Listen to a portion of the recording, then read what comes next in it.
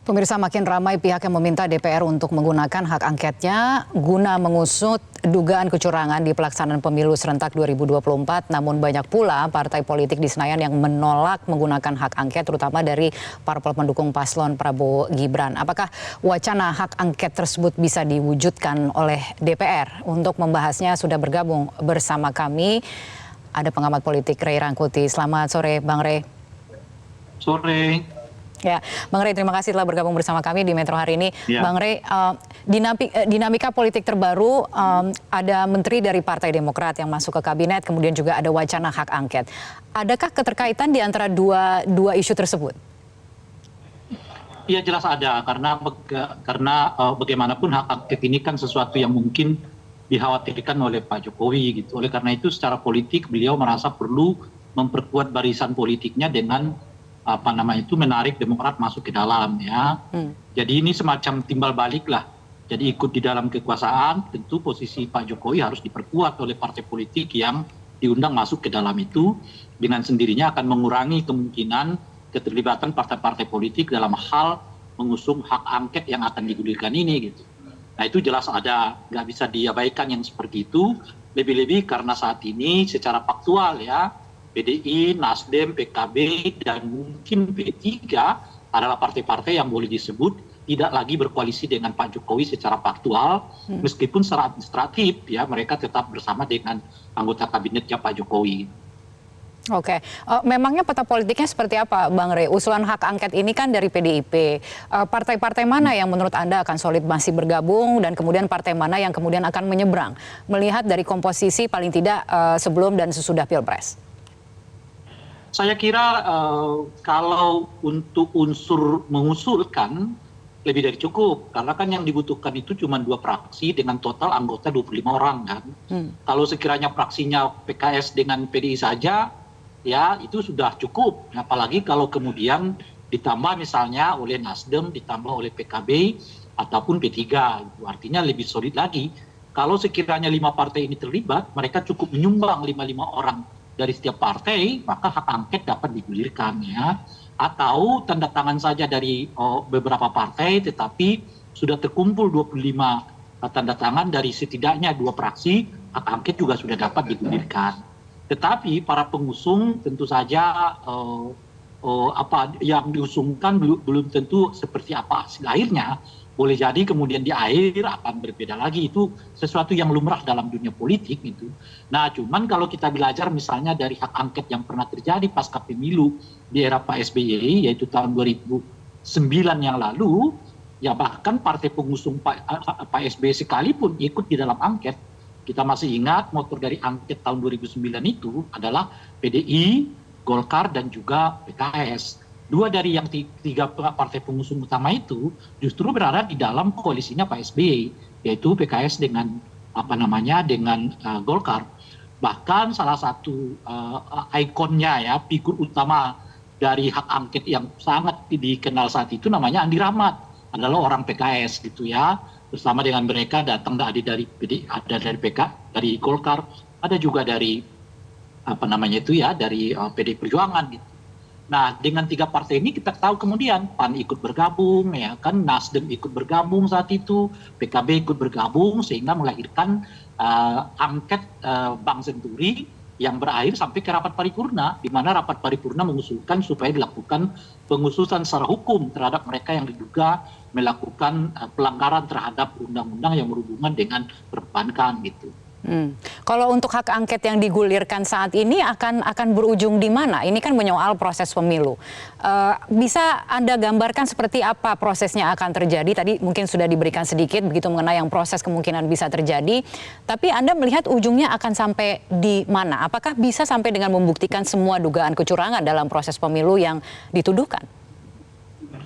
Ya, ujungnya bisa macam-macam. Seperti hak angket dahulu itu kan sampai ada 3 macam usulan solusi kan, paket A, paket B, paket C gitu. Itu 3 paket saat itu.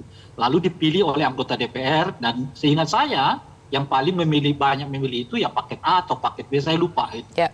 Nah boleh jadi nanti akhirnya begitu, ada skenario A, skenario B, skenario C.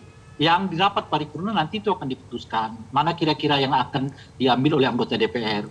Nah, cuman memang hak angket ini tidak berhubungan dengan penyelenggaraan teknis pemilu. Nah, sebab hal itu tidak bisa diangket oleh anggota DPR, sebab wilayah teknis pemilu itu kan berada sepenuhnya di KPU maupun Bawaslu dan DKPP. Sesuatu yang nggak mungkin diangket oleh DPR karena mereka bukan lagi eksekutif kan. Beda misalnya KPK karena sekarang dianggap bagian dari eksekutif. Beda polisi misalnya lah ya, karena itu dianggap adalah bagian dari eksekutif. Tapi kan kalau KPU, Bawaslu, DKPP, lembaga independen yang dengan sendirinya tidak tersangkut dengan eksekutif, ya, dan oleh karena itu tidak berhubungan dengan teknis penyelenggaraan pemilu. Nah, yang mungkin diangket oleh anggota DPR itu adalah dugaan keterlibatan presiden di dalam penyelenggaraan pemilu ini yang dianggap tidak netral, khususnya terkait dengan penggunaan bansos dalam rangka memenangkan ataupun menaikkan elektabilitas paslon tertentu gitu. Dan kalau itu politiknya, jadi menyelidiki kemungkinan keterlibatan presiden terhadap pelaksanaan pemilu melalui bantuan-bantuan sosial yang berakibat terhadap katakanlah kenaikan elektabilitas paslon tertentu. Nah, hak angket itu alasan politiknya. Hak angket ini bisa diperkuat dengan kenyataan sekarang, yaitu alasan ekonomi. Apa alasan ekonominya? Kenyataannya sekarang pasca pemilu atau pasca pilpres, kita menemukan harga beras yang melonjak sangat drastis dan sudah melonjak jarang pula di pasaran. Nah, ini alasan ekonominya. Apakah kemungkinan kenaikan harga beras plus juga makin sulit ditemukan di pasaran itu ada kaitannya misalnya dengan jor-jorannya ya pembagian bansos menjelang pelaksanaan pilpres kemarin itu. Nah, ini yang mungkin disoroti oleh apa istilahnya itu ya, angket yang akan dibuat ini, dan dengan itu tentu akan nanti berhubungan dengan misalnya apakah mungkin presiden menggunakan kewenangan yang ada pada dirinya untuk memobilisasi semua institusi negara yang berada di bawah kewenangannya, misalnya polisi, TNI, ASN, bahkan kepala-kepala desa gitu. Nah, ini semua yang menurut saya bisa dibicarakan di dalam hak angket itu, yang kalau ditemukan faktor-faktor yang mendukung angket itu, misalnya ada temuan yang menunjukkan kuat sekali peranan presiden di dalam mobilisasi ASN, polisi, ya, TNI maupun kepala desa dan bansos-bansos itu, nah tentu bisa kesimpulannya untuk mengatakan sanksi terhadap presiden, tentu sanksi politik ya. Apa sanksinya bisa macam-macam. Nah, oleh karena itu kesimpulannya nggak akan mengubah hasil. Misalnya KPU mengatakan begini hasilnya, it's okay, nggak akan terkoreksi. Tetapi bisa saja kemudian kesimpulan anggota DPR itu tidak mengubah hasil, tapi bisa menganggap pelaksanaan pemilunya itu tidak legitimit. Karena menganggap pelaksanaan pemilu tidak legitimit, mereka bisa meminta pemilu ulang, bisa seperti itu ujungnya gitu. Jadi ini bukan persoalan ke angka. Misalnya apakah angka si Anu diambil, angka si B diambil, ya, itu bukan wilayah DPR, tentu saja itu bukan wilayah angket juga gitu. Itu wilayahnya MK, wilayahnya Bawaslu. Tapi DPR bisa mengambil kerangka politiknya, khususnya dugaan keterlibatan presiden di dalam menggolkannya, menaikkan elektabilitas dari paslon tertentu gitu. Oke, nah ini yang kemudian agak membingungkan karena kemudian yang menjadi pertanyaan adalah siapa yang akan diangket dan apa yang akan diangket begitu ya. Nah, tapi kalau kita melihat ini kan prosesnya sendiri. Kalau kita melihat proses yang terjadi sekarang ini ada misalnya untuk sengketa hasil pemilu dan juga dugaan kecurangan sebenarnya sudah ada jalurnya sendiri begitu ya. Ketika kemudian juga digulirkan di DPR.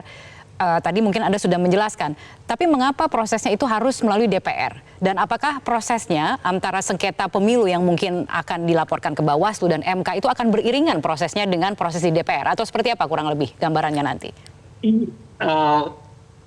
Saya mulai dulu dari apa sih yang diangket itu gitu. Kenapa diangket sementara ada laporan ke Bawaslu dan ada juga sengketa ke DKPP, ke Mahkamah Konstitusi. Nah, ini kan ada katakanlah ada dua persoalan. Persoalan yang berhubungan dengan teknis pemilu dan persoalan yang berhubungan dengan dugaan penggunaan kekuasaan di dalam pemenangan paslon tertentu. Nah, itu jelas dua hal yang berbeda. Meskipun pada tingkat tertentu bisa bertemu.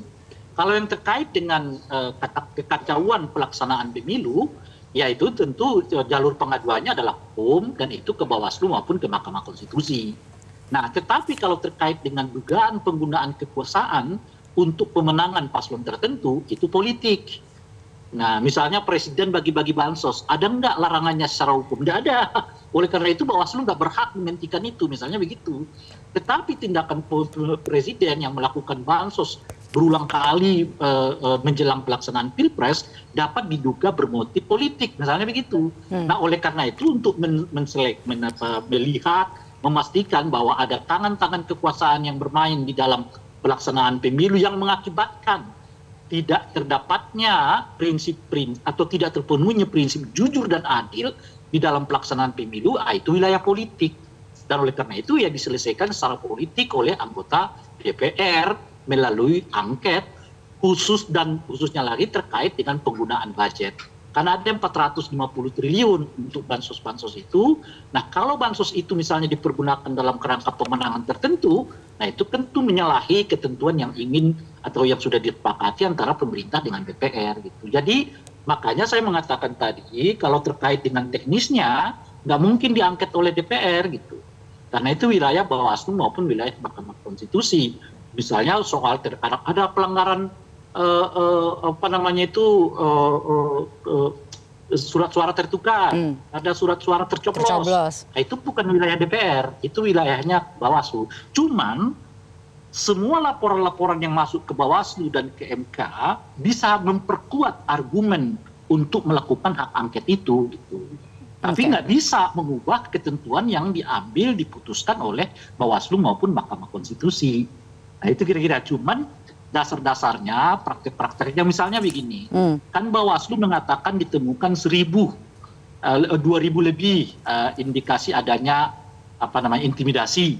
Nah, ini data-data yang bisa dipakai oleh DPR untuk memperlihatkan intimidasi ini dari mana, siapa yang melakukan, untuk tujuan apa. Kalau ternyata itu misalnya dilakukan oleh sebuah kekuatan yang berhubungan dengan pemerintah, nah itu kan artinya harus ada tindakan politiknya gitu. Nah, disitulah angket itu diperlukan gitu. Oke. Nah, ini perbedaannya. Apakah bisa berjalan seiring seperti ditanyakan Mbak Kania tadi? Ya tentu bisa berjalan seiring. Ya sengketa bisa jalan, proses di Bawaslu bisa jalan, hak angket dengan sendirinya bisa berjalan. Sebab angket ini nanti katakanlah misalnya pembentukan pansusnya gitu ya, itu kan bisa lama. Boleh jadi di MK dan Bawaslu-nya sudah selesai, pansusnya baru terbentuk gitu loh. Karena kan harus diajukan dulu, diajukannya udah berapa lama, disetujui, lalu dibuat di dalam rapat paripurna dan sebagainya. Nah, pertanyaan berikutnya nih, seberapa serius hak angket ini akan digunakan? Dan jika tidak kemudian digunakan melalui proses di DPR, itu akan seberapa mengganggu dalam tanda kutip legitimasi dari pemerintahan yang akan datang? Nah, saya mulai dari yang pertama tuh dulu. Seberapa serius tergantung kepada Nasdem gitu. Tergantung kepada PKB. Kalau Nasdem PKB solid, ini bisa lolos di paripurnanya karena itu artinya sudah ada sekitar 314. Jauh-jauhnya kita katakanlah 305, masih unggul, tipis dari mereka yang mungkin menolak hak angket. Nah, jadi nasib angket ini ya tergantung nanti apakah lanjut di proses melalui pansus atau tidak, tergantung pada seberapa besar komitmen Nasdem dan PKB gitu. Bang Rey, pertanyaan terakhir singkat saja, tapi apakah kemudian Anda melihat ini hak angket ini seperti dijadikan senjata dalam tanda kutip untuk menekan pemerintah berkuasa untuk memperhitungkan oposisi atau semacam test case? Bisa semuanya, dengan sendirinya akan berimplikasi politik. Makanya kalau kita belajar dari kasus angket Bank Senturi, bahkan partai pendukung pemerintah pun ikut dengan angket itu. Untuk apa tujuan mereka? Ada tentu yang ideal itu yang membongkar. Jangan sampai praktek-praktek yang seperti ini terjadi di masa mendatang dan harus kita hentikan. Nah, itu kan alasan idealnya. Nah, tetapi juga bisa alasan politik bersanding bersamaan. Apa itu? Yaitu tadi bergen ke siapa? Bergen kepada presiden. Nah, baik yang di dalam maupun yang di luar. Yang di dalam tentu akan mengatakan saya bukan seperti yang dulu lagi loh, kira-kira begitu ya kan. Udah beda nih cerita gitu. Nah, jadi bukan pakai lagu Jen Pisesa, aku masih seperti yang dulu, bukan gitu kira-kira. Jadi lagunya udah beda nih, aku bukan seperti yang dulu nih gitu. Nah, itu bisa di internal bisa terjadi kayak begitu gitu. Nah, yang eksternal tentu saja itu bagian dari apa yang juga disebut bergen, tapi juga bagian yang ideal itu tadi.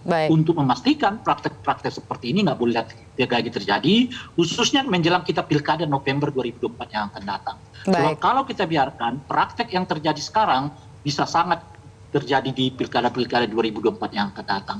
Baik, Bang Rey, terima kasih telah bergabung bersama kami di Metro hari ini.